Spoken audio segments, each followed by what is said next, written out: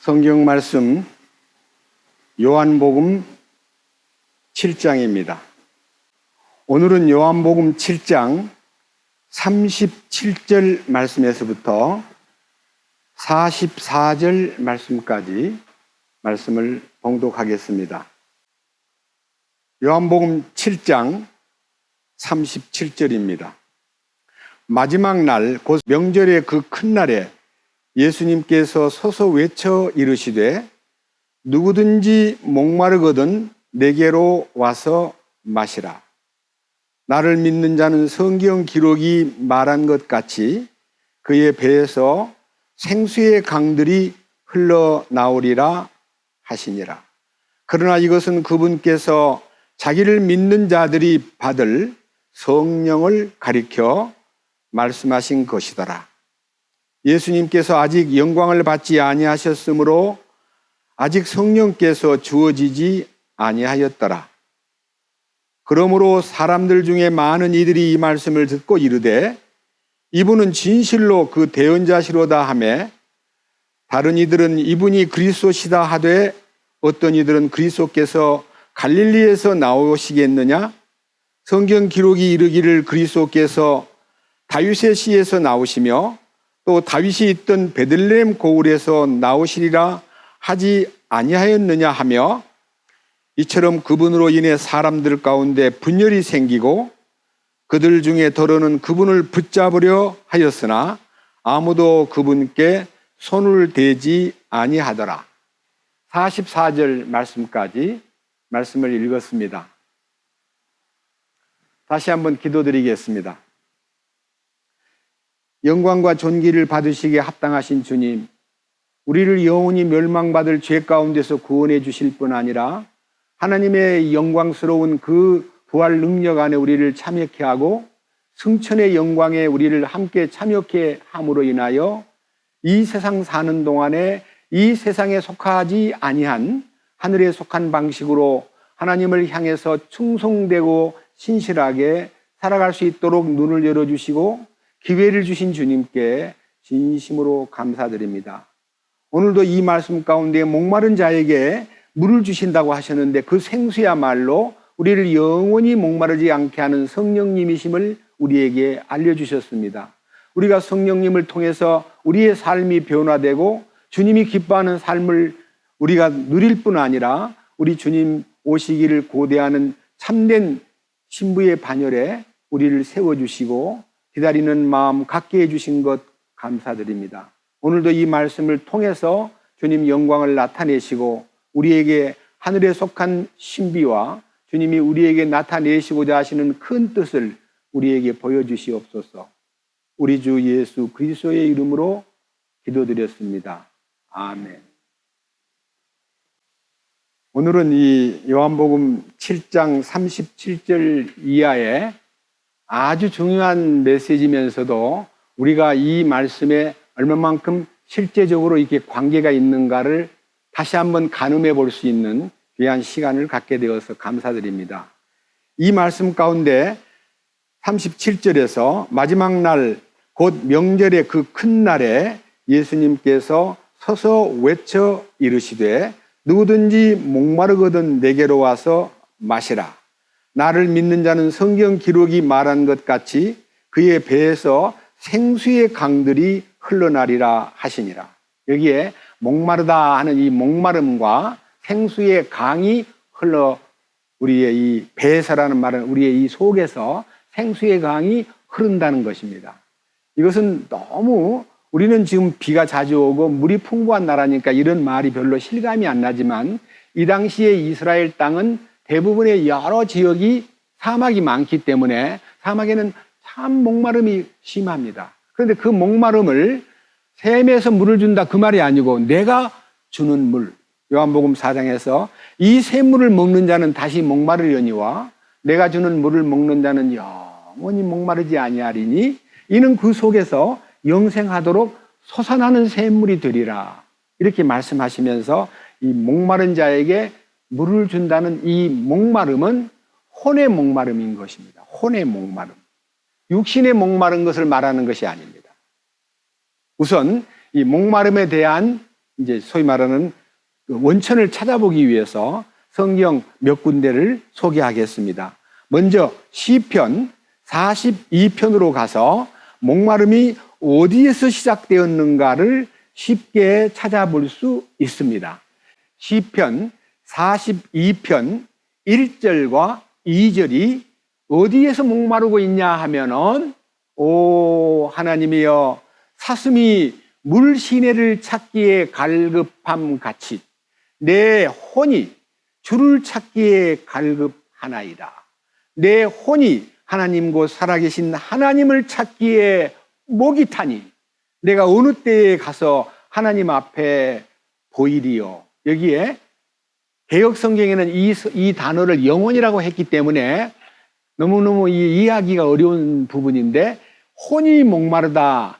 혼이 사슴처럼 신의 물을 찾는 사슴처럼 목말라 하고 있다. 이렇게 말함으로써 아, 목마름이라는 것이 바로 혼의 목마름이구나 하는 것을 알게 됩니다. 자, 여러분, 혼은 무엇을 찾냐 그러면요. 세상에 태어나면서부터 이 혼은 세상에 속한 돈, 제일 큰 게 돈, 지식, 명예, 권세, 쾌락, 좋은 음식, 편안한 아파트, 좋은 놀이터, 이게 세상의 즐거움을 추구하는 것이 혼의 본성입니다. 그런데 어느 날 하나님을 찾기 시작합니다. 나 그거 싫어. 나 다 해봤어. 그 먹어도 목이 내 목마름이 해결이 안 돼. 돈도 명예도 권세도 쾌락도 어떤 것도 우리 목마름을 해소시키지 못하니까 하나님께 가면 하나님이 주시는 생수를 주신다는데 그 생수를 주시면 제가 목마름이 끝날 것 같아요 하고 이 목마름을 해결하기 위해서 혼이 갈망하고 있다는 것을 여기저기 성경에서 찾아볼 수 있습니다. 그런 의미에서 이 혼이 목마르다 하는 것에 대한 아주 예증적 표현 가운데 이사야 29장을 보겠습니다. 8절에 아주 이 혼의 목마름이 어떤 목마름인가를 아주 잘 묘사해 놓았기 때문에 한번 읽을 때 함께 이 축복된 은혜를 나누겠습니다. 29장 8절이군요. 줄인 자가 꿈을 꾸고 보라, 꿈속에서 먹을지라도 깨면 그의 혼이 허전하며 목마른 자가 꿈을 꾸고 보라, 꿈속에서 마실지라도 깨면 보라, 기진하며 그의 혼에 식욕이 있는 것 같이 시온산을 대적하여 싸우는 모든 민족들의 무리도 그와 같으리라. 여기 있는 이 말은요, 꿈에 이제 뭘 먹었어요. 여러분, 꿈에 먹는 거는 음식을 먹어도 그것은 실제로 먹는 거 아니에요. 혼이 꿈속에서 먹는 거예요. 꿈에 아무리 좋은 일을 만나고 좋은 음식을 먹고 돈을 어마어마하게 쥐었다 해도 눈을 뜨고 나면 아무것도 없는 거예요. 허전함을 느끼면서 이 혼이 식욕을 느낀다. 식욕이라는 말은요, 꿈에서 먹는 것은 의미가 없고 무엇을 먹어야 이 혼을 채울 수 있느냐? 놀라운 얘기입니다. 좀 더 뒤로 넘기셔가지고 이제는요, 아모스를 보겠습니다. 아모스 8장 11절에서부터 13절까지 말씀을 보면 꿈에서 먹는 것을 이 혼을 채워주는 것은 무엇인가를 여기서 제시해 주었습니다. 8장 11절 주 하나님이 말하노라 보라 날들이 이르리니 내가 그 땅에 기근을 보내리라. 그것은 빵으로 인한 기근이 아니요 물로 인한 갈증도 아니며 오직 주의 말씀들을 듣는 것에 대한 기갈이라. 그들이 바다에서 바다까지 북쪽에서 동쪽까지 떠돌아다니며 주의 말씀을 구하려고 이리저리 다름질하여도 그것을 얻지 못하리니 그날의 아름다운 처녀들과 청년들이 갈증으로 인하여 기진하리라. 여기에 갈증으로 인하여 기진한다는 말은요, 육신의 목이 말라서 기진하는 게 아니고요, 혼이 이 말씀을 먹어야 되는데 혼에게 말씀이 채워지지 않으면 밑에 보십시오. 14절 사마리아의 죄를 두고 맹세하여 이르기를 오 다나 내 신이 살아있다 하거나 브엘세바의 풍습이 살아있다는 자들 곧 그들도 쓰러져서 결코 다시 일어나지 못하리라. 여기에 사마리아, 단 혹은 브엘세바 이런 얘기가 있는데 이 아모스 시대는요, 이 북쪽 이스라엘이 여로보암 왕이 이스라엘 남조에 있는 성전으로 백성들이 예배하러 가면 민심이 교란될까봐 남쪽 예루살렘 성전으로 못 가게 하려고 저 북쪽 끝부분에 단과 남쪽에 있는 브엘세바 남쪽에다가 금송아지를 만들어 놓고 여러분 딴 데 거기 가지 마세요. 여기 우리를 인도할 신이 따로 있어 하고 금송아지를 경배하게 만들었던 사마리아 정부, 사마리아가 그 당시 수도거든. 사마리아의 세김이라는 곳이 수도인데요. 여로보암이 만들어 놓은 단에서 죄가 넘쳐 흐르고 사마리아에서 죄가 넘쳐 흐르고 단에서 무슨 신이 살아있다는 거냐. 그리고 브엘세바의 풍습이 어떻게 우리를 구원해 내겠느냐 하는 이런 얘기를 두면서 그들은 다 쓰러지고 다시는 일어나지 못한다 하는 망한다는 멸망의 예고를 했기 때문에 하나님의 말씀이 공급되어서 그것을 깨트려버리고 이 금송아지라든지 금송아지란 말은 배금주의를 말하는 거예요. 배금주의. 에집트의 신이거든요. 물질의 눈이 어두워가지고 그것이 우리를 인도할 신이라고 믿고 그걸 따라가면 언젠가는 일생에서 아무리 잘 살아도 그 일생이 끝나면 영원한 멸망으로 가는 거예요. 그래서 우리는 우리 안에요, 이 혼이 돈과 명예와 권세와 쾌락과 세상을 추구하는 본성이 있는데 이 본성에서 딱 벗어나가지고 여기 말하는 브엘세바의 풍습에서, 이 풍습이라는 말이 에베소 2장 2절에요. 공중권세 잡은 자의 사탄의 이 조종에 의해서 세상의 풍습을 따라 사는, 그것이 이제 우리가 갖고 있는 문화라고 하는 이름으로 고상하게 꾸며진 뭐 서양 문화, 동양 문화, 한국 문화, 우리 가정의 문화 해가지고 전통과 문화가 있어요. 거기에 인생을 걸어놓고 사는데 그것이 우리를 행복하게 해주지 못한다 이거예요. 여러분 어려운 얘기 같지만요, 인생 공부를 아무리 많이 하고 돈을 아무리 많이 벌어서 아무리 큰 집을 짓고 아무리 맛있는 음식을 먹어도 육신은 배가 부르고 혹시 살이 찔지 몰라도요, 이 속에 들어있는 혼은 기쁘지 않은 거예요. 더 외롭고. 여러분 인간들이 물질이 많으면 많을수록 근심이 많아요.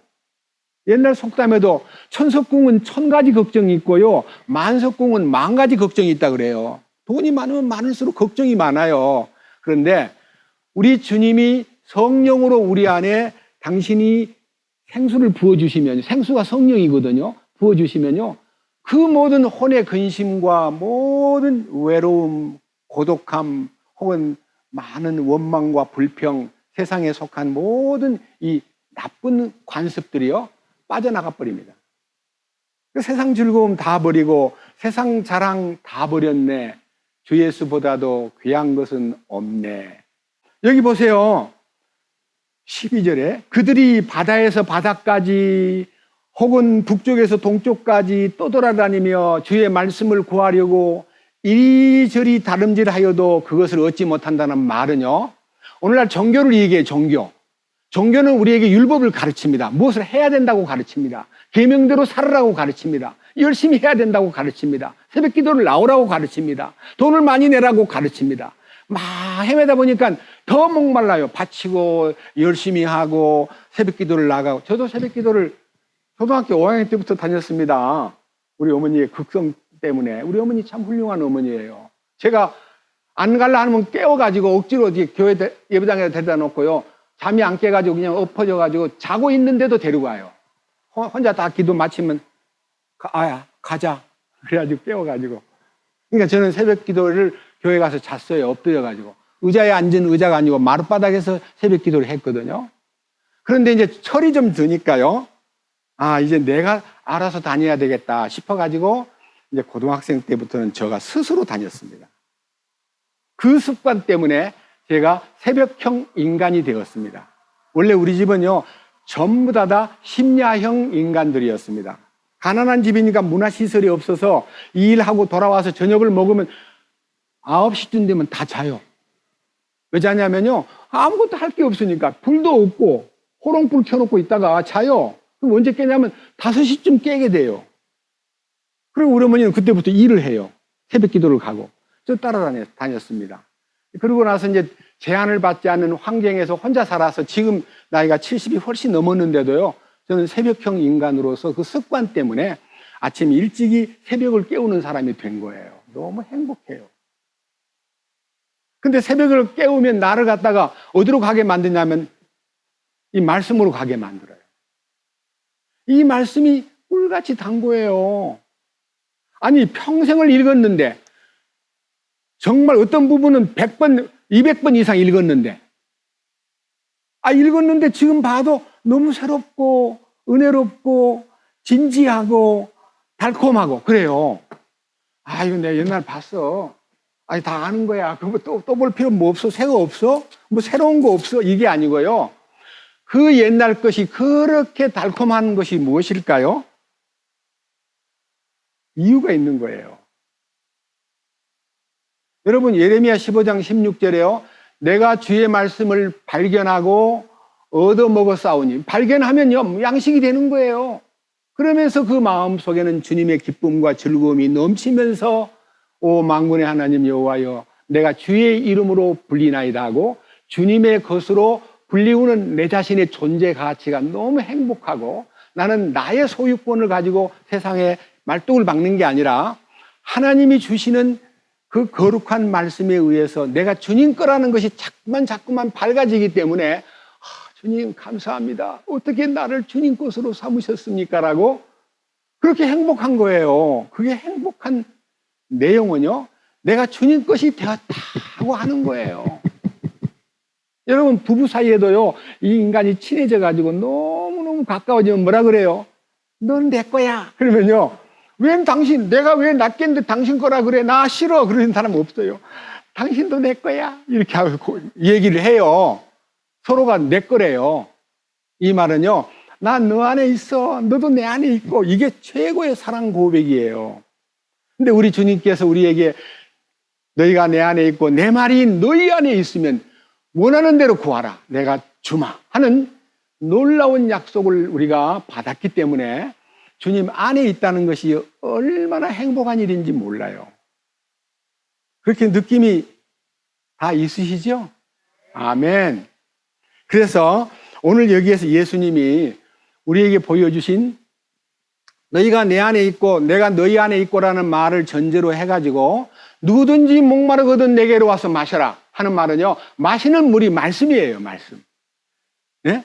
그래서 에베소 5장에 물로 씻어 말씀으로 깨끗하게 하여 점도 없고 흠도 없고 책망받을 것도 없는 자로 내 앞에 제시하려 함이라.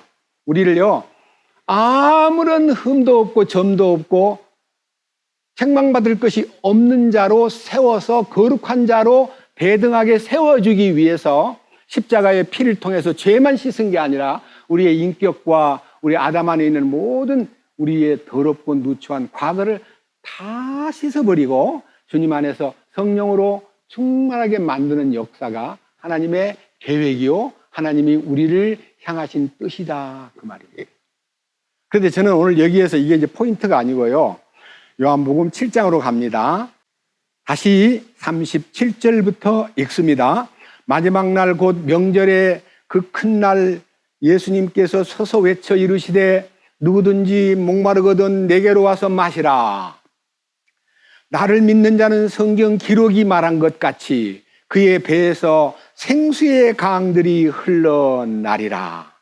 생수의 강들이 흘러나리라.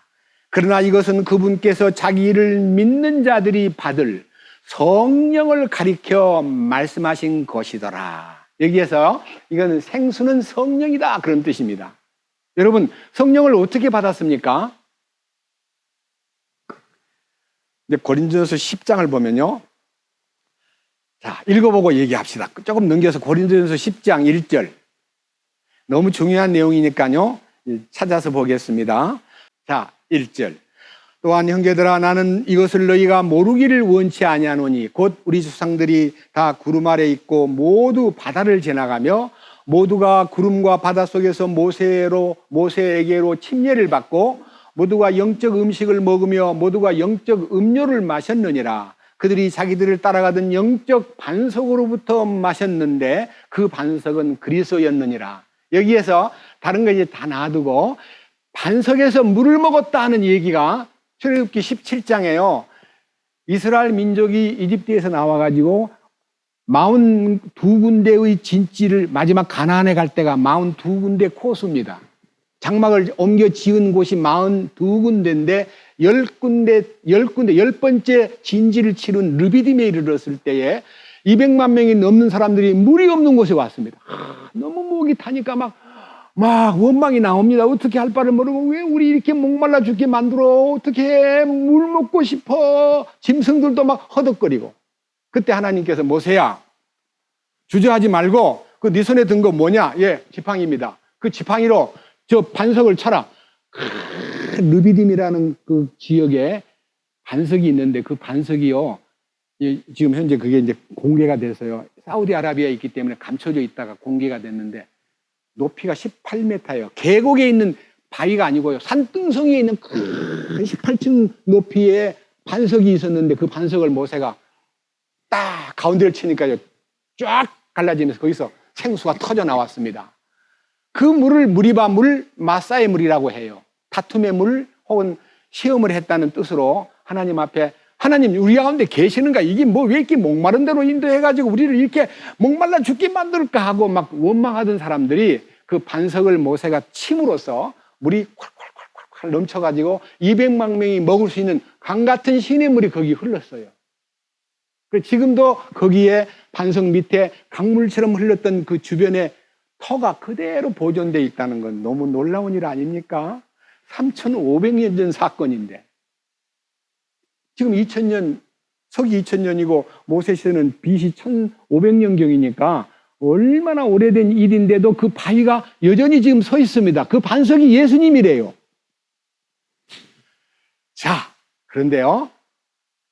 돌고 돌아가지고 다시 그곳에 이르렀을 때 그 장소 아래 왔을 때 또 그들은 목이 말랐습니다. 민수기 20장에 나오는데요. 그때 하나님께서 모세야 반석을 또 때려라 이렇게 하면요. 그 반석에 때리는 의미가 사실은 아무런 의미가 없을 텐데요. 반석을 보고 말을 해라. 반석아, 물이 좀 나와야 되겠어. 반석을 향하여 말하라. 그러면 물이 터진다. 자, 우리 민수기 20장 8절을 보십시다. 너무나 이건 중요한 것이기 때문에 반석을 보고 말하래요. 때리지 말고. 민수기 20장은요, 202페이지군요. 20장 2절. 자, 읽습니다. 회중을 위한 물이 없었으므로 그들이 함께 모여 모세와 아론을 대적하니라. 백성이 모세와 다투며 말하되 이르되 우리 형제들이 주 앞에서 죽을 때에 우리도 죽었더라면 좋았을 것을. 너희가 어찌하여 주의 회중을 이 광야로 데리고 들어와 우리와 우리의 짐승이 거기서 죽게 하느냐. 너희가 어찌하여 우리를 이집트에서 나오게 하고 이 악한 곳으로 데려왔느냐. 이곳에는 씨도 없고 무화과도 없고 포도도 없고 석류도 없고 또한 마실 물도 없도다 하니라. 모세와 아론이 집회의 앞을 떠나 회중의 성막문에 이르러 얼굴을 대고 엎드리매 주의 영광이 그들에게 나타나니라. 주께서 모세에게 말씀하여 이르시되 너는 막대기를 가지고 내 형 아론과 더불어 집회를 함께 모으고 너희는 그들의 눈앞에서 반석에게 말하라. 반석에게 말하라. 너는 그 반석에게 나오는 물을 그들에게 주어 회중과 그들의 짐승이 마시게 할지니라. 반석한테 말해라. 그러면 물이 나올 거다 했는데요. 모세가 너무 화가 난 거예요. 이들이 말이야 하나님이 이렇게 만나도 주고 불기둥과 구름기둥으로 인도하시고 필요할 때는 고기도 주시고 때로는 반석을 쪼개서 물도 주신 그 하나님한테 좀 좋게 말 안 하고 왜 이렇게 불평불만하면서 짜증을 내면서 나한테 대들고 왜 인도했냐, 우리 죽게 만들려고 했냐라고 왜 그럴까? 모세가 지금 화가 이만큼 나 있는 거예요. 이게 화가 날 때 여러분 어떻게 해야 돼요? 주님, 나는 연약한 자입니다. 내 속에 이게 내가 또 끓어오르는데 이거 진정시켜 주실 분은 주님밖에 없습니다 하고 주님에게 의뢰하면요 그 화가 난 것을 싹 진정시켜 줘요. 주님에게 구하지 않고요. 모세가 지팡이를 들고 반석을 막 얼마나 세게 때리는지 한번 보세요. 자, 9절. 모세가 그분께서 자기에게 명령하신 대로 주 앞에서 막대기를 취하니라. 모세와 아론이 반석 앞으로 회중을 함께 모으고 그가 그들에게 이르되 너희 반역자들아 이제 들으라. 반역자들아 들으라. 어떻게 형제를 보고 잘못했다고 반역자라고 불러요? 사랑하는 형제들아 이렇게 기쁜 소식이 왔다 이렇게 해야 할 텐데 반역자들아 들으라. 이때부터 벌써 성질이 난 거예요. 자 보세요. 그 다음에 우리가 너희를 위하여 우리가 반석에서 물을 내야만 하랴. 반석에서 물을 내는 건 주님인데 무슨 우리가 낸다고. 모세와 아론이 마치 무슨 대표자 같이 우리가 물을 줄까? 이렇게 말을 크게 하면서 들었던 손에 막대기로 11절 모세가 손을 들어 그 막대기로 반석을 2번 치매 물이 풍성히 솟아나오므로 회중과 그들의 짐승이 마시니라. 물은 나오긴 나왔어요. 자, 그런데요. 반석은 주님입니다. 모세는 누굽니까?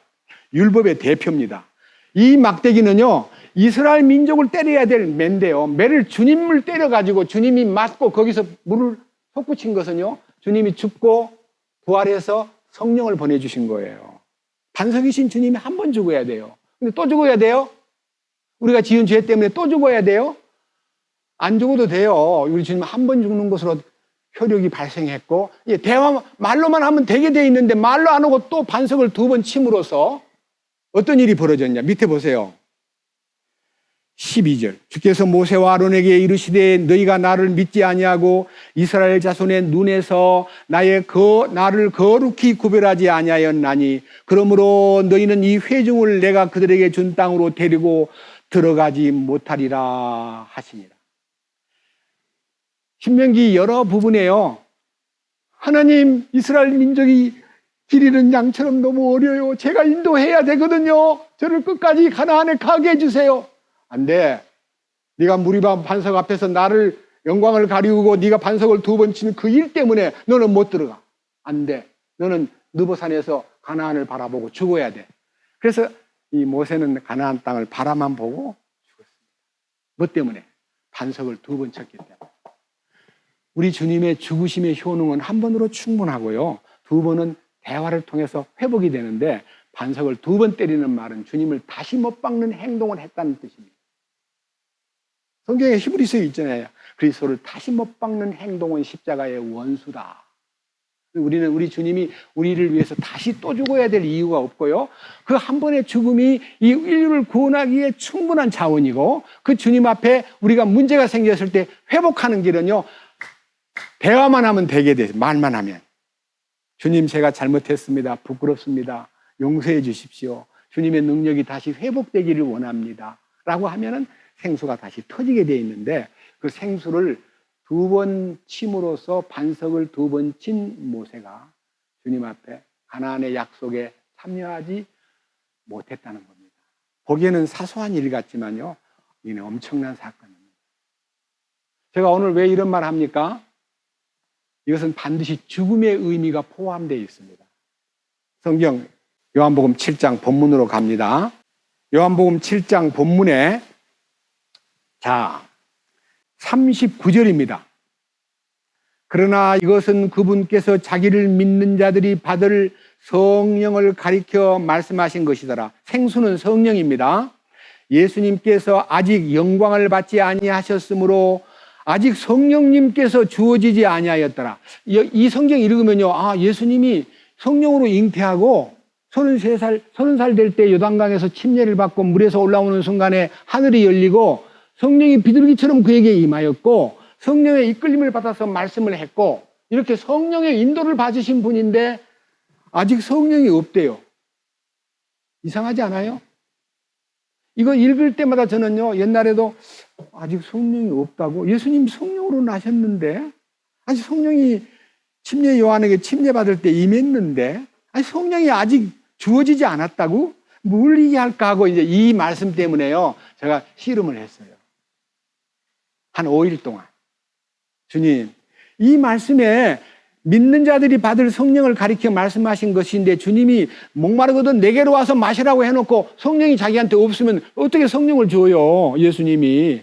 예수님 말한 것을 예수님 성령 받으러 왔습니다. 그러니까 아직 지금 성령이 없거든? 이러면 어떻게 돼요? 말이 안 되잖아요. 그래서 아직 성령이 없는 게 뭐냐? 여기 보세요. 다시 39절. 그러나 이것은 그분께서 자기를 믿는 자들이 받을 성령을 가리켜 말씀하신 것이더라.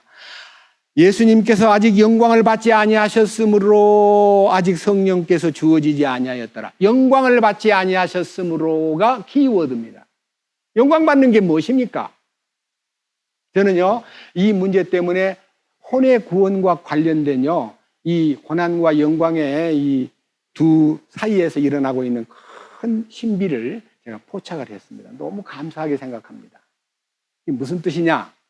여러분, 이 성경 안에서요, 예수님이 받으신 고난과 그 얻으신 영광이 어떤 것인가를 우리가 성경에서 발견하면요, 엄청난 신비가 열리게 되어 있다고 저는 깨달았습니다. 성경 베드로전서 1장으로 가가지고 먼저 결론을 내려놓고 찾아보겠습니다. 베드로전서 1장 8절. 너희가 그분을 보지 못하였으나 사랑하는도다. 지금도 너희가 그분을 보지 못하나 믿으며 이루 말할 수 없고 영광이 가득한 기쁨으로 기뻐하나니. 여기서 영광이라는 단어에다가 동그라미를 쳐놓으세요. 영광이 가득한 기쁨으로 기뻐하나니 이것은 너희가 너희의 믿음의 결말 곧 혼의 구원을 받았기 때문이라. 혼의 구원이 마음에 이루어지고 나면은요, 영광이 가득한 기쁨으로 기뻐할 수 있다 그랬는데 그 영광이 가득하다는 말은 무엇을 의미하는 건가? 그 다음 보세요. 10절. 이 혼의 구원에 관하여는 너희에게 임할 은혜에 대하여 대언한 대언자들이 부지런히 조사하고 탐구하되. 이게 혼의 구원이 뭐지? 혼의 구원을 어떻게 받지? 혼의 구원의 비밀이 뭐지? 하고 과거에 성경을 기록한 많은 대언자들이요, 혼의 구원을 탐구하고 부지런히 조사를 해봤다는 거예요. 조사해보니까 답이 나온 거예요. 아하, 이거구나. 11절. 자기들 안에 계신 그리스도의 영께서 그리스도의 고난과 그 뒤에 있을 영광을 미리 증언해 주실 때에, 여기에 그리스도의 고난과 그 뒤에 있을 영광을 미리 증언해 주실 때에 그 영께서 무엇을 혹은 어느 때를 표적으로 보여주셨는지 탐구하였느니라. 이 말이 무엇일까요? 예수님이 누구든지 목마르거든 내게로 와서 마셔라. 이는 그가 받을 성령을 가리켜 말씀하신 것이라. 그러나 아직 그가 영광을 받지 아니하셨으므로 아직 성령이 계시지 아니하였다라는 이 말이요, 함축하고 있는 바가 뭐냐면요, 예수님이 아직 십자가에 돌아가시지 않았다는 거예요. 자, 히브리서 2장 보겠습니다. 이 말씀 염두에다 두고 히브리서 2장, 이제 앞으로 바로 베드로전서 앞에 야고보서, 그 다음에 히브리서입니다. 2장. 자, 이제 우리는 예수님을 바라봐야 됩니다. 예수님이 어떤 고난의 코스를 거쳐서 영광에 들어가셨는가를 2장, 히브리서 2장 9절에서 이제 설명하고 있습니다. 다만 예수님을 보노라. 예수님을 바라보라는 거예요. 뭐냐? 그분께서 죽음의 고난을 당하시려고, 주님이 고난 당하시는 것은 죽음을 말하고 천사들보다 조금 낮게 되셨다가, 낮아졌다가 영광과 존귀로 관을 쓰신 것은 하나님의 은혜로 말미암아 모든 사람을 위하여 죽음을 맛보려 하심이라. 주님이 죽음에 들어가야 그 죽음에서 끝나면은 영광받기에 합당한 자가 못 되는데 사흘 만에 딱 부활해가지고 그 당신이 영광스러운 몸을 드러내는 순간에 우리에게 구원의 근원이 되셨다는 거예요. 죽고 부활하지 않으면 구원이 안 돼요. 고린도서 15장에 만약 그가 죽은 것으로 끝났다면 우리가 어떻게 죄사함을 받으며 영원을 사모하리요. 만약 우리가 예수님이 죽었다가 그걸로 끝났다면 우리는 이 세상에서 가장 불쌍한 인생이 되고 만다. 예수님이 죽었다가 다시 살아났기 때문에 우리는 소망이 생겼고 우리는 영원한 미래가 보이고 영광을 바라보는 사람이 된 거 아니냐. 그래서 그 주님이 죽었다가 살아난 것으로 인해서 구원의 근본이 그분 안에 서신 거예요. 10절 한번 보세요.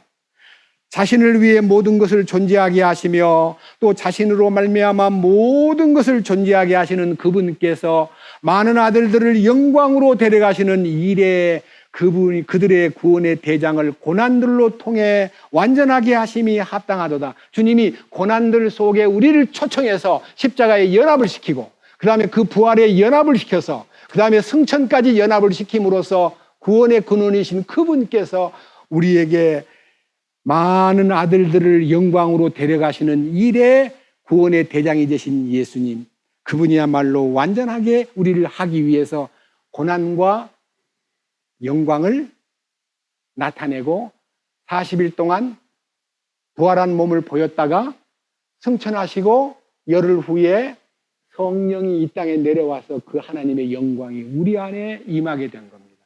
우리는 찬송가 부를 때 하늘의 영광, 하늘의 영광, 나의 맘속에 차고도 넘쳐 할렐루야를 하고 찬송 부르면서 하나님 그 영광이 제게 왔군요. 너무 놀랍습니다. 그 영광에 딱 접촉하면은 세상 영광을 버리게 되는 거예요. 세상 영광이 쓰레기로 보여요. 그동안 내가 모르고 막 그것에 올인했는데 이거 아니었구나. 이거 몰라서 내가 이렇게 여기다가 올인했구나. 주여 부끄럽습니다. 그래서 세상 즐거움 다 버리고 세상 자랑 다 버렸네. 주 예수보다도 귀한 것은 없네. 예수밖에는 없네 라고 고백할 수 있는 그 찬송가에 화답할 수 있는 거예요. 아시겠죠? 그 다음 밑에 보십시오. 자, 이 축복이요. 이 축복이 우리에게 실제가 되기 위하여 18절 히브리서 2장 18절 그분께서 친히 시험을 받아 고난을 당하셨은즉 시험 받는 자들을 능히 구조하실 수 있느니라. 자, 주님이 죄 없이 끌려가가지고 매 맞고 발길로 채이고 침뱉음을 당하고 따귀를 탁 때리면서 야, 니를 친 자가 누군가 말해봐. 네가 그리스도라며 하면서 그렇게 조롱하고 억울하게 막 덮어 씌워도요 말 한마디 안 하고 인상 한 번 쓰지 않고요. 왜 때려요? 당신이 뭔데 때려요? 이렇게 하지 않고요. 털 깎는 자 앞에서 잠잠한 양같이 그 입을 열지 않았던 그분이 우리 안에 오셨어요. 그래서 우리에게 하는 말이 네가 억울한 일을 당하거나 모욕을 당하거나 핍박을 받거나 너를 갖다가 악하게 대우하는 사람이 있거들라. 그를 위해서 기도해라. 그게 우리 주님의 기도입니다. 내 기도가 아니고 주님이 내 안에서 그 원수를 사랑하도록 이끌어주는 강한 힘을 불어넣어 줌으로써 내가 그에게 악에게 악으로 대하는 게 아니라 악으로 대하는 그를 나는 주님의 선으로 대할 수 있도록 나를 비우는 것이, 나의 악을 비우는 것이 신앙생활이에요. 맞지요? 여기 주님이 구조하는 방법은요, 네가 잘하라 하고 우리를 응원하지 않고요. 너는 가만히 있어. 내가 할 테니까. 네가 안 돼. 내가 할 거야. 넌 가만히 있어. 이게 신앙생활이에요. 그러니까 나서면 안 돼요. 팔 걷어붙이고 뭐 어째? 내가 네 위해서 예수 믿나? 건방지게 이러면서 한바탕 하면은요 속은 시원할지 몰라도 나중에 끝나고 나면요 주님 이기긴 이겼는데 이건 제가 이긴 것 같아서 부끄럽습니다. 주님의 이기심 안에 머물게 해주십시오. 잘못 살았습니다라고 양심에서 강력하게 나를 다그치는 그런 음성을 듣게 됨으로써 우리가 회개하고 더 이상 그런 일을 반복하지 않는 사람으로 살아갈 수 있게 만들어주더라 이거예요. 맞지요?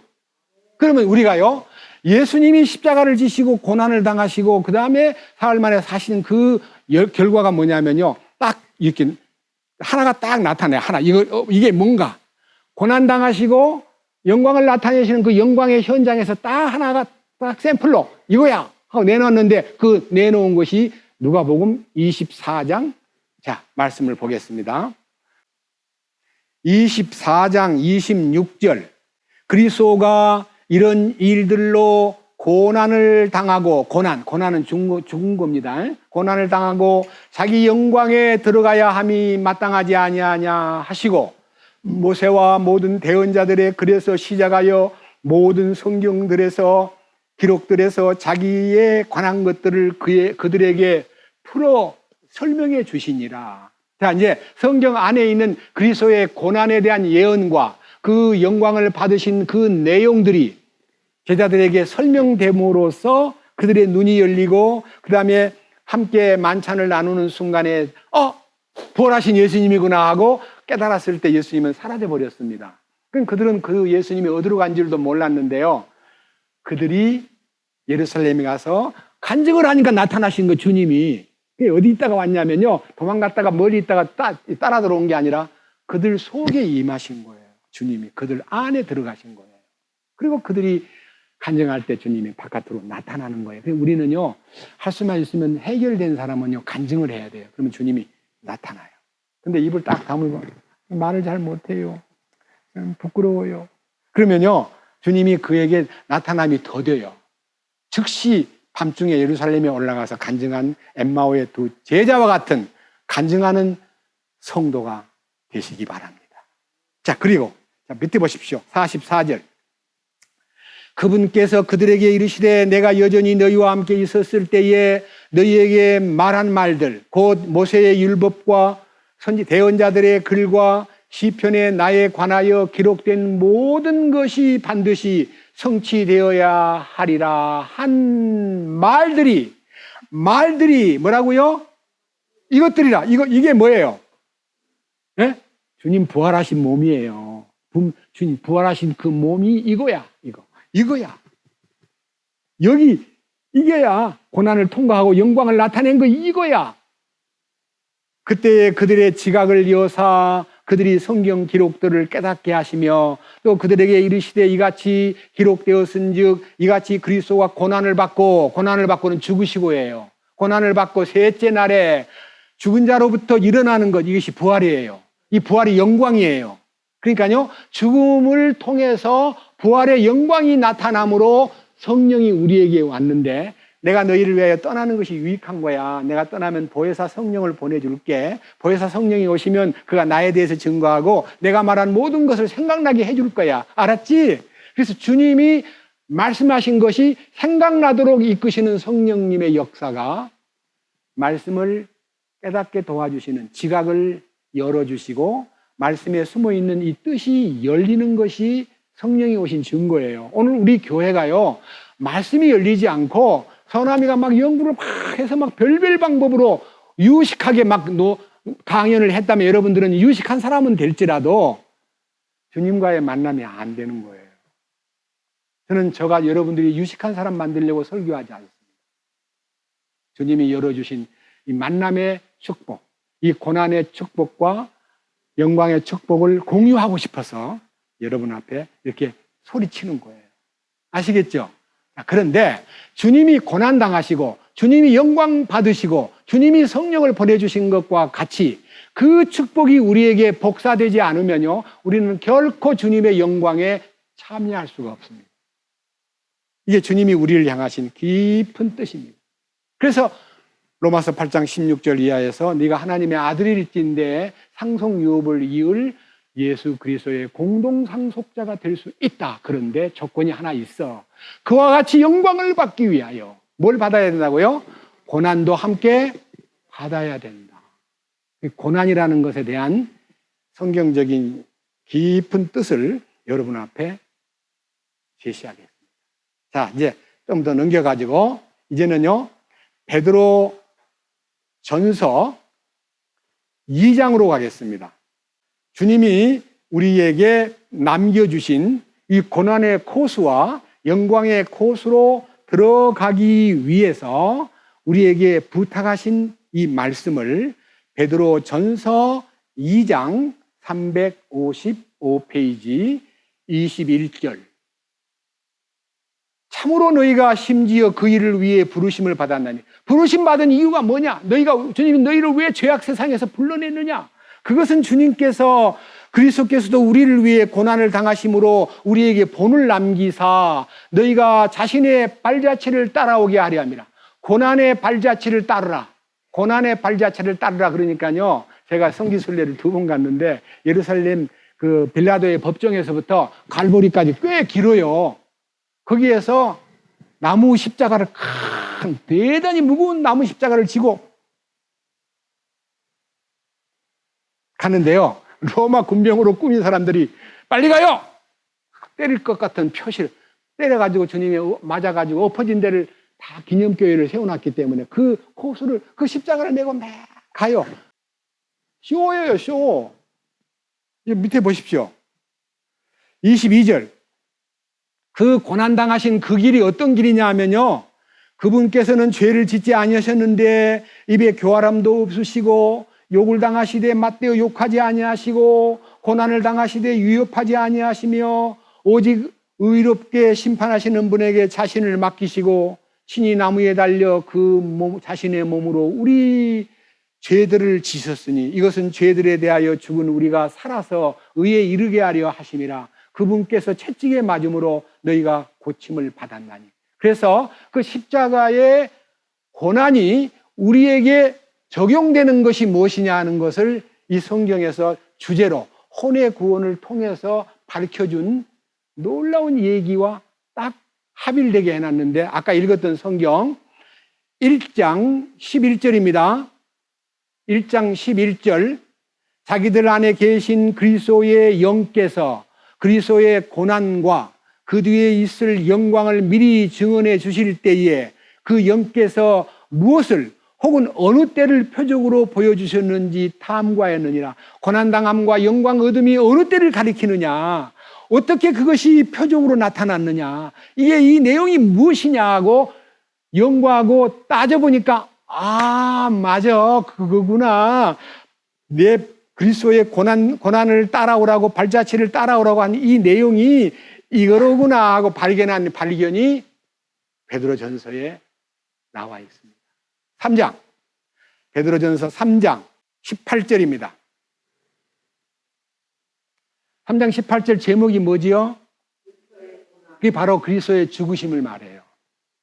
그리스도께서도 죄들로 인하여 한 번 고난을 받으사 의로운 자로서 불의한 자를 대신하셨으니 이것은 그분께서 육체 안에서 죽임을 당하셨으므로 성령으로 말미암아 살아나셔서 우리를 어디로 데려간다고요? 하나님 곁으로 데려가기 위해서, 하나님과 동행하고 하나님의 인도를 받고 통치를 받는 그 영역 안으로 우리를 데려가게 하기 위해서 그 고난의 발자취를 보여주면서 너도 이 고난을 네가 일치시켜라. 네가 고난을 일치시켜라. 4장 1절. 4장 1절입니다. 그러므로 그리스도께서 우리를 위하여 육체 안에서 고난을 당하셨은즉, 자기가 친히 죄짐을 지고 돌아가셨다. 너 그거 알지? 너 위에 죽은 거 알지? 그런데 너는 어떻게 해야 되느냐? 자, 또 봅니다. 4장 1절. 그러므로 그리스도께서 우리를 위하여 육체 안에서 고난을 당하셨은즉 그와 같이 너희도 같은 생각으로 무장하라. 뭐하라고요? 무장이 뭐예요? 주님이 이기신 갑옷을 네가 입으라는 거예요. 주님이 이기신 갑옷이 뭐예요? 매맞고 침뱉음을 당하고 발길로 채이고 채찍으로 때리고 막 찌르고 못 받고, 그래서 기도하기를, 아버지요 저들을 용서해 주소서, 자기들이 알지 못하고 하나이다. 그렇게 했던 그 주님의 마음 안으로 들어가는데, 자, 다시 4장 1절. 그러므로 그리스도께서도 우리를 위해 육체 안에서 고난을 당하셨은즉 그와 같이 너희도 같은 생각으로 무장하라.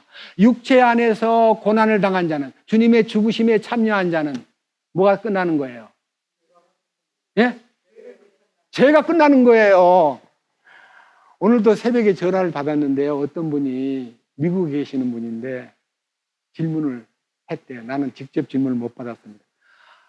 아니, 사람인데 어떻게 죄를 안 지고 산다고 그렇게 가르쳐? 말도 안 돼. 죄 안 짓는 사람 나와보라 그래. 이렇게 얘기한대요.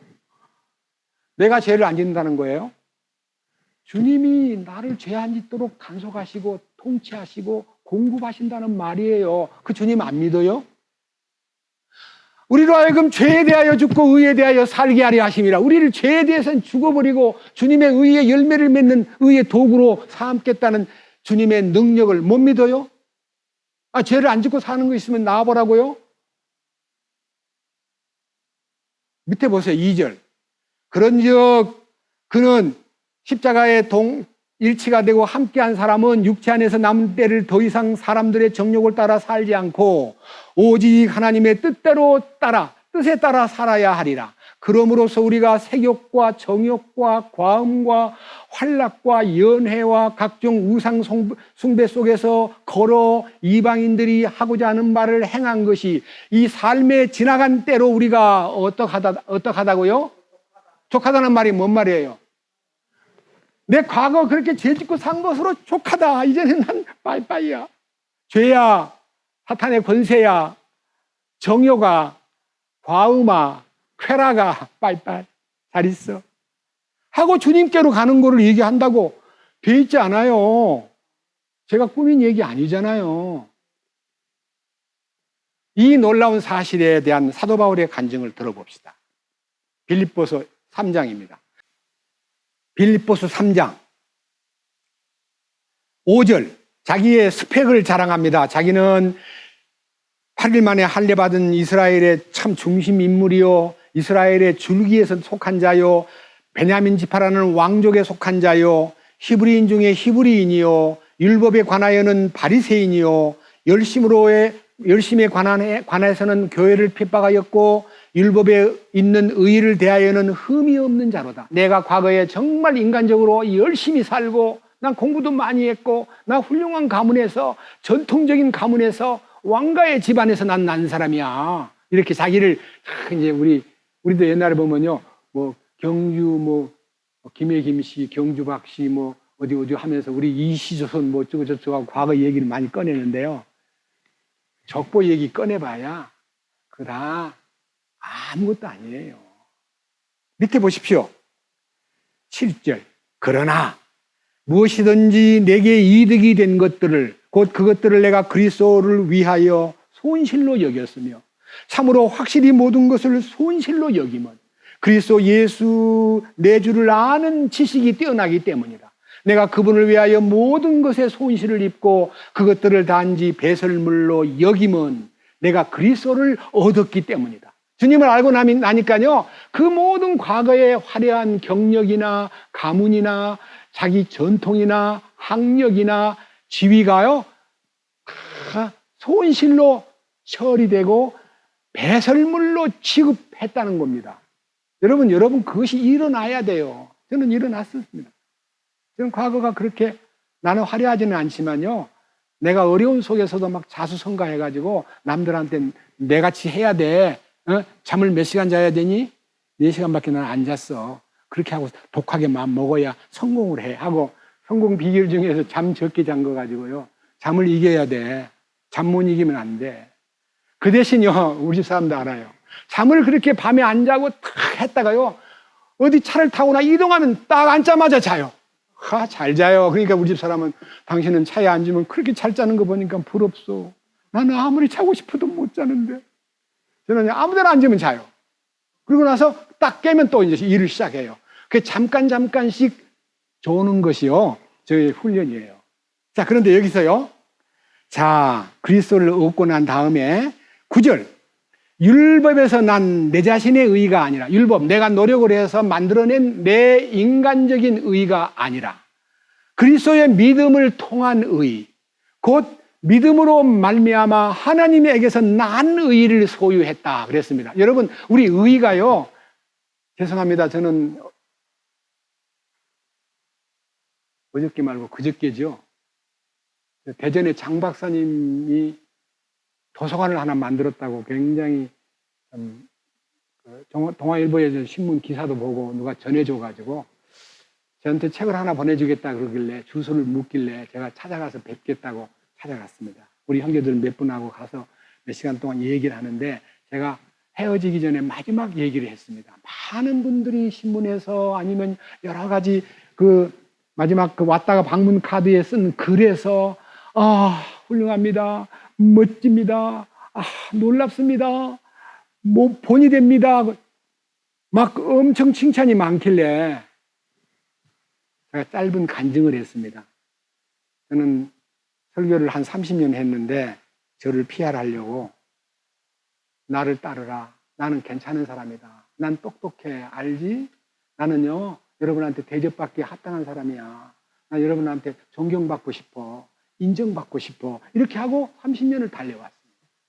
근데 주님을 딱 만나고 나니까 내가 노력한 내 인간적인 그 모습이 너무 초라하고 거짓되고 지푸라기 같은 내 인생 경영을 보았을 때 주님이 십자가에 연합을 하고 그 부활 능력에 연합하는 순간에 나의 모든 과거를 다 내려놓고 이제 주님 한 분만 나타내고 싶어서 남은 일생을 살고 있습니다. 장 박사님도 그렇게 되기를 원합니다. 주님을 나타내는 삶으로 방향을 설정하십시오. 근데요, 너무 잘 듣는 거예요. 막 눈물이 날 정도로. 계속 기도가 나와요, 지금. 자, 여기 보세요. 9절. 율법에서 난 내 자신의 의가 아니라 그리스도의 믿음을 통한 의, 곧 믿음으로 말미암아 하나님에게서 난 하나님이 생산한 의를 소유한 채 그분 안에서 발견되려 함이라. 그분 안에란 말은 나는 없고 그분이 모든 것을 주장하는 그분 안에. 그게 뭐냐? 10절입니다. 그것이 바로 10절입니다. 이것은 그분 안에 있다 하면 내가 그분의 죽으심과 일치하게 돼요. 네, 그렇습니다. 주님의 고난에 일치하는 것은 주님의 죽으심에 연합하는 거예요. 주님의 죽으심에 일치하는 거예요. 그리고 어떻게 돼요? 네? 그분과 그분의 부활의 권능과 그분의 고난에 참여하는 것을 알고자 합니다. 이제는요, 그분의 고난은 한번 그 안에 죽음으로 끝나는 게 아니라요, 매일매일 고난을 지고 십자가를 지고 주님을 따르는 거예요. 자기를 부인하고 날마다 십자가를 지고 주님 따르는 고난의 길이 성도가 가는 길이요, 그 길이 영광을 얻기에 합당한 자가 되는 길이에요. 밑에 보십시오. 어찌하든지 내가 죽은 자들의 부활에 도달하려 함이라. 주님은 죽었다가 사흘 만에 살아났지만 그 능력이 나를 이끌어주면 나도 항상 죽음에 넘기움은, 내가 예수님으로 말미암아 항상 죽음에 넘겨짐은 예수의 생명 또한 이 죽을 육체 안에 나타나게 하려 함이라. 예수님의 생명이 나타나는 길은 죽어야 나타나거든요. 생명이 죽는 그 항상 죽는 그 삶 속에 주님이 자기 생명을 나타내고 그 나타낸 생명이 내 안에서 사망이 일하고 저 건너에서는 생명이 일한다는 이 놀라운 함수 관계가 열리는 거예요. 내가 죽어야 저 생명이 저 안에 나타나는 거예요. 내가 산다고 살려고 발버둥 치면 저쪽에는 사망만 보여요. 그러니까 우리가요, 육체의 생각은 사망이기 때문에 육체의 생각으로 내가 살려고 발버둥 치면요, 저 상대방에게 죽음이 전파되고, 내가 영의 생각으로 주님 안에 들어가서 죽음에 연합을 하면 그 생명이, 내 안에서는 죽음이 역사하지만 저 건너에는 생명이 나타난다 이거예요. 이게 얼마나 행복한 일이에요. 내가 죽음으로 상대에게 생명이 나타난다면 얼마나 놀라운 일이냐고요. 이 숙제가 오늘 주어진, 예수님이 아직 성령을 받지 못하였으므로, 영광을 받지 못하였으므로 성령이 계시지 않는다는 말은 잠시간 동안 주님이 십자가를 지시기 전까지의 그 메시지가 살아는 있지만 성령이 역사하는 것은 이제 때가 되어서 죽고 부활하고 승천하고 열흘 후에 성령이 내려오셔가지고 제자들 속에 영광이 넘치는 역사가 사도행전 2장부터 출발해가지고 지금 2000년 동안 진행 중에 있다는 거 여러분이 아시잖아요. 그 영광이 지금 역사하는 거예요. 우리는 그 고난을 받아들이고 고난에 일치하라 그랬잖아요. 부활의 고난에 일치하라고. 10절, 이것은 내가 그분의 죽으심과 일치하게 되어 그분과 그분의 부활의 권능과 그분의 고난에 참여하는 것을 알고자 함이요. 어찌하든지 내가 죽은 자들의 부활에 도달하려 함이라. 이게 바로 십자가의 길입니다. 오늘 여기 계신 여러분들이 진심으로 이 주님의 놀라우신 사랑을 마음 가운데 간직했다면 이 축복의 영역으로 달려 들어가야 됩니다. 결론을 내리겠습니다. 베드로전서 이제는요 5장으로 갑니다. 베드로전서 5장 1절입니다. 이 성경은요, 우리가 여기 계신 여러분 가운데서 아직도 젖 먹는 아이라 그러면 해당이 안 되지만요, 이제 구원받은 지 20년이 넘고 30년이 넘고 이 은혜 가운데 들어온 것이 10년쯤 지났다면요, 자기는 이제 성숙한 교회 안에서 어른이 돼야 돼요. 어른이. 여기요, 5장 1절 너희 가운데 있는 장로들에게 권면하노니 나 역시 장로요 그리스도의 고난의 증인이요 또한 앞으로 나타날 영광에 참여할 자니라. 이 영광은 우리한테 임하긴 하지만요, 진짜 영광은 천연왕국의 왕 되는 것, 제사장 되는 것이 영광입니다. 그 영광의 면류관을 쓴다 그러잖아요. 그 영광의 면류관은 주님 앞에 갔을 때 받는 거고, 그러기 위해서 우리가 어떻게 살아야 되는가? 여기 항목이요 2절, 3절, 4절에 나와 있는데 한번 읽어보겠습니다.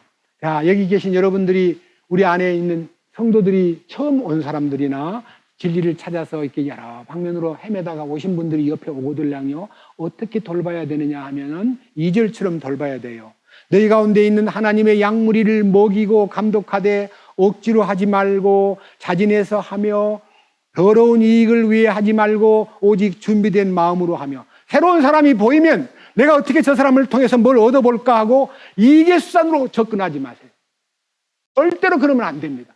내가 어떻게 저 사람을 도울고, 내가 어떻게 저 사람을 양육시킬고, 내가 저 사람을 어떻게 더 깊은 은혜의 바다로 이끌고 하고 도와줄 마음으로 접근하세요. 그리고 여기에 있는 말씀처럼요, 자, 더러운 이익을 위해서 하지 말고 양무리의 본이 되라. 여기 3절 하나님의 상속 백성 위에 주인처럼 군림하지 말고. 여기 계신 여러분 아무도 주인이 없습니다. 주님이 주인입니다. 나는 종입니다. 나는 심부름꾼입니다. 나는 우체부입니다. 여러분들도 다 그 안에 있는 지체들 아닙니까? 우리 중에 누가 주인이 있어요? 누가 우리 안에서 주인 노릇 할 사람이 누가 있어요? 주인처럼 군림하지 말래요. 그 대신 뭐 하라고요? 양떼에게 본이 되라. 말없이 사는데 참 본받을 만한 사람이야. 참 너무 아름다워. 참 귀한 분이야. 이런 칭찬받는 사람이 되는 것이 4절의 약속입니다. 영광의 면류관을 받습니다. 그러면 그리하면 목자장께서 나타나실 때에 너희가 사라지지 아니하는 영광의 면류관을 받으리라. 영광의 면류관. 이 영광이라는 것은요, 내적 영광이 있고 주님 앞에 가서 표창받는 보상의 면류관이 있는데 그 면류관은 왕관입니다. 왕관. 왕관을 받을 후보생들입니다. 우리는 왕관을 받을 사람들입니다. 그러므로 마지막 얘기입니다. 5장 7절부터 읽겠습니다. 모든 염려를 그분께 맡기라. 그분께서 너희를 돌보시느니라. 여기에서 이 말씀 앞에서 그분께 맡기면 그분이 돌아봐가지고 책임져 준다는 이 확실한 말씀에 눈을 떠야 됩니다. 아, 그분에게 맡기면 주님이 책임져 주는구나. 이걸 알아야 할 텐데, 아, 맡겼는데도 안 되던데요. 돈도 안 되고요. 너무 힘들어요. 맡겼는데. 그거는 말로만 맡긴 거예요. 참으로 맡겨야 됩니다. 왜 맡겨야 되느냐? 그 다음 8절. 정신을 차리라, 깨어 있으라. 맡기지 않으면요, 정신 나간 사람이 되고요. 맡기지 않으면 잠든 사람이 되는 거예요. 정신을 차려라, 깨어라. 너희 대적 마귀가 울부짖는 사자같이 두루다니며 삼킬 자를 찾나니. 자, 저를 주목하세요. 내 안에 있던 마귀가 난 주님 오셔서 쫓겨났어요. 근데 딴 데 가보니까 다 10,000원이라 갈 데가 없어. 그러니까요, 물가에 배배 돌다가 간간히 찾아와요. 언제 찾아오냐면 내가 실수할 때, 내가 의심하고 있을 때, 내가 잠들어 있을 때, 주님한테 안 맡기고 있을 때 와가지고, 뭐? 아까 네 하는 거 봤거든? 뭐 어째? 죽었다고? 이거 가짜야, 너. 다시 받아야 돼. 그거 아니야. 이렇게 소곤소곤 하면서 나를요, 낙심으로 빠뜨리고 절망하게 만드는 십자가의 원수가 되게 하는 사람으로 사탄은 우는 사자같이 두루다니며 삼킬 자를 찾으려고 자주자주 방문한다는 걸 잊지 마세요. 따라해 보시오. 쫓겨난 마귀는 돌아다니다가 도로 자기 살던 곳에 와서 구멍을 뚫으려 한다. 틈을 노린다. 우리가 나약해지거나 문제 있을 때 어떻게 그렇게 빨리 아는지 팍 뛰어들어와가지고 막 쥐 흔드는 거예요. 구원받지 않은 사람이라고. 네 어떻게 십자가에 죽었다는 사람이 그 모양이야. 아이고 꼴 좋다. 그런 나의 모습에 나약함을 더해가지고 나를 쓰러뜨리는 마귀가 곁에 있다는 것을 잊지 마라. 그래서 여기 이제 무장이 있는데요. 자, 9절. 믿음에 굳게 서서 그를 대적하라. 세상에 있는 너희 형제들도 동일한 고난을 겪는 줄 너희가 아느니라. 그러나 모든 은혜의 하나님 곧 그리스도 예수님을 통해 우리를 부르사 자신의 영원한 영광에 이르게 하신 분께서 너희가 잠시 고난을 받은 뒤에, 여러분 이 고난을 받는 것은 잠시예요. 계속 받는 거 아니에요. 십자가의 능력 안에 연합되는 것은 순간적으로 이루어집니다. 오래 걸리지 않습니다. 그 고난에 딱 참여하고 나면요, 그때부터 주님이 그를, 고난을 받은 그 사람에게 완전하게 하시고, 두 번째 굳건하게 하시고, 세 번째 강하게 하시고, 네 번째 정착이 뭐예요? 말뚝 박는 거예요. 근데 우리들 대부분 여기 왔다가요, 아, 죽었다는 사람 안 보이네? 뭐 다 설교자는 좀 죽은 것 같아. 근데 딴 사람 보니까 안 죽은 사람이 많은 것 같아. 얼굴 보니까. 관상 보고 앉아가지고 안 죽은 사람 많다고 생각하니까, 아, 그렇게 먼데 나가봐야 뭐, 아예 나 힘들어. 그래가지고 나오다가 안 나온 사람 굉장히 많습니다. 근데요, 저는요, 나오다가 안 나왔기 때문에 틀렸다가 아니라요, 그 자리에서 주님과 함께 동행하고 주님을 더 가까이 하면 저는 안 나와도 아무 문제가 안 됩니다. 나오고 안 나오고의 문제가 그 사람의 평가를 할 수 없습니다. 그러나 그 속에 주님의 영이 점점 완전함에 대해서 느낌이 있고, 완전하게 된다는 말은 아닙니다. 완전하게 하시고, 피동형입니다. 굳건하게 하시고, 강하게 하시고, 다 피동형입니다. 그가 공급해서 강한 자가 되고, 완전한 자가 되고, 굳건한 자가 되고, 정착시킨다고, 강하게 된다고 그분이 해주신다는 거예요. 그러면서 11절, 그분께서 영광과 통치가 영원 무궁토록 있기를 원하노라. 이 영광의 통치, 우리들을 다스리는 주님 안에 통치받는 사람으로 충성하게 살아야 나중에 통치권자의 대열에 들어간다는 거 잊지 마십시오. 주님이 고난당하시고 영광을 얻으셨듯이 우리도 그분의 고난에 연합하고 그분의 영광에 연합해서 영광을 나타내는 사람으로 존재하는 우리가 될 때에 영광의 면류관을 받게 됩니다. 주님을 찬양합니다. 주님 감사합니다. 오늘 또 이 말씀을 통해서 우리 주님이 아직 영광을 받지 못하셨다는 말은 주님 자신이 십자가를 지고 죽고 부활하신 후에 성령으로 우리를 충만하게 하시는 보혜사 성령의 역사에 대해서 말씀해 주셨습니다. 2000년 동안 그 고난과 영광의 효능이 역사하고 우리들도 감히 주님의 죽음에 연합할 수 있고 주님의 부활에 연합할 수 있고 주님의 승천에 연합할 수 있게 됨으로써 우리가 이기는 자가 되고 주님이 기뻐하는 사람으로 우리의 남은 일생을 부끄럽지 않게 주님만을 향하는 이 놀라운 이끄심과 놀라운 특권을 진심으로 감사드립니다. 우리 가운데 어느 누구도 이 십자가의 능력에서 탈락하거나 이 부활의 능력에 동참하지 못한 채 인생을 마치는 사람이 아무도 없도록 돌보아 주시옵소서. 우리 주 예수 그리스도의 이름으로 기도드렸습니다. 아멘.